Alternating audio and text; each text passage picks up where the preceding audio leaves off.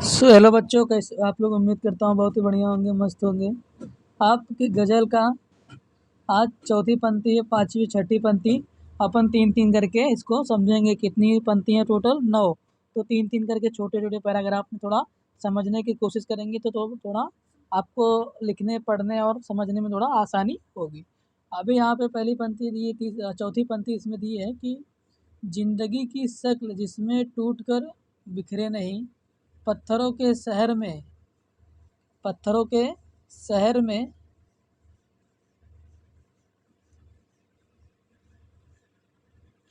वो आईना बनकर दिखो।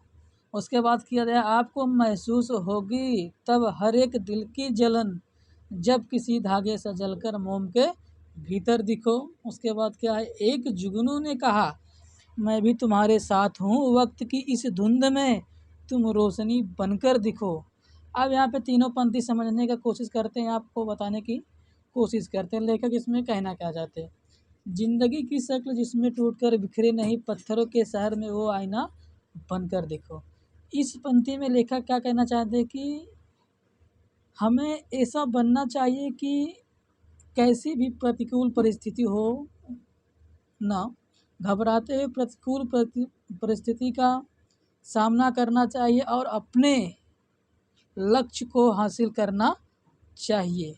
यानी कि जिस चीज़ को हम अपना गोल मानते हैं, उसके लिए हमें हमें भरपूर मेहनत करना चाहिए, उसके लिए दिल से मेहनत करना चाहिए। दूसरी पंक्ति है, आपको महसूस होगी तब हर एक दिल की जलन, जब किसी धागे से जलकर मोम के भीतर दिखो। इस पंक्ति से लेखक क्या कहना चाहते हैं? लेखक कहते हैं कि हमें दूसरों के प्रति हमेशा दया का भाव रखना चाहिए, सहानुभूति होना चाहिए, तब जाकर हम दूसरे का दुख जान सकते हैं और उसे कम कर सकते हैं। जिस प्रकार मोमबत्ती का धागा मोम के साथ ही रहता है, उसके साथ ही चलता है, उसी प्रकार हमें दीन दुखियों के साथ रहकर उनका दुख हरना चाहिए।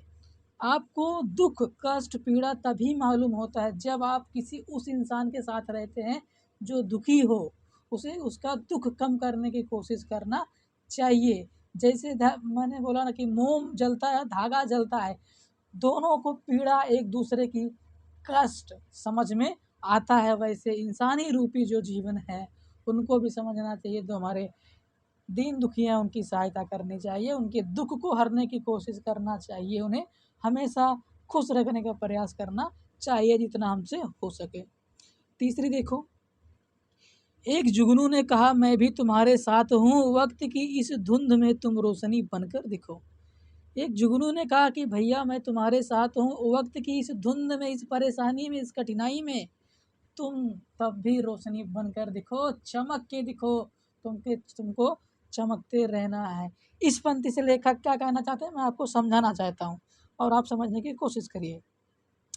लेखक कहना चाहते हैं कि जब हमारे हालात खराब हो जाते हैं, चारों ओर मुसीबतें आती है, तो निराशा रूपी अंधकार छा जाता है। जब कभी हमारे जीवन में परेशानी आ जाती है, तकलीफ आ जाती है, हमारे हालात हमारी परिस्थिति बहुत ही बेकार हो जाती, बहुत ही खराब हो जाती है, तब हमें क्या होता है, एक निराशा रूपी अंधकार छा जाता है। मुझे क्या करना चाहिए, क्या कर रहा हूँ, कुछ समझ में आता नहीं है। लेकिन ऐसे में एक छोटी सी भी सहायता, एक छोटी सी भी हेल्प, मानो कि बहुत बड़ी हेल्प जैसी, बहुत बड़ी सहायता जैसी लगती है। जिस प्रकार घने अंधकार में छोटा सा जुगनू, बहुत अंधेरा हो, बहुत अंधेरा हो, जहाँ आप बहुत अंधेरे में जाएं और वहाँ पे एक छोटा सा दीपक ला के रख दें, देखो जैसे लगेगा कि पूरी लाइटें, पूरे बल्ब जल रही हैं। तो इसमें क्या आपको कभी कहना चाहता है, बताना चाहता है कि आप जब अंधेरे में हो, प्रयास में, कहीं ना कहीं कठिन परिस्थिति हो, आपको जब कुछ समझ में नहीं आता, जब आपको उस वक्त उस परिस्थिति में आपको छोटा सा भी सहारा मिलता है, तो वो सहारा आपको बहुत बड़ा सहारा लगता है। शायद आप उस सहारे का कीमत आप आजीवन कभी चुका नहीं सकते हैं। उसी प्रकार हमें हताश लोगों के मन में, जो निराश बैठे हैं, जिनको कुछ समझ में नहीं आ रहा है क्या करना चाहिए, उनके मन में, उनके दिल में आशा की किरण जगानी चाहिए कि नहीं, आप भी काम करिए, आप लगिए, आप मेहनत करिए, एक दिन ये सभी कठिन परिस्थितियाँ समाप्त हो जाएंगी और अच्छे दिन आएंगे और आप भी आगे बढ़ेंगे। तो बच्चों, उम्मीद करता हूँ कि आपको ये तीनों पंक्ति बहुत ही बेहतरीन तरीके से समझ में आई होंगी। आपको कुछ डाउट, समस्या, परेशानी रहेगा, आप कमेंट करके मुझे बता सकते हैं। तो बच्चों, मिलते हैं फिर नेक्स्ट लेक्चर में बाकी 3 पंक्ति के साथ। तब तक के लिए बाय बाय, लव यू, जय हिंद, जय महाराष्ट्र।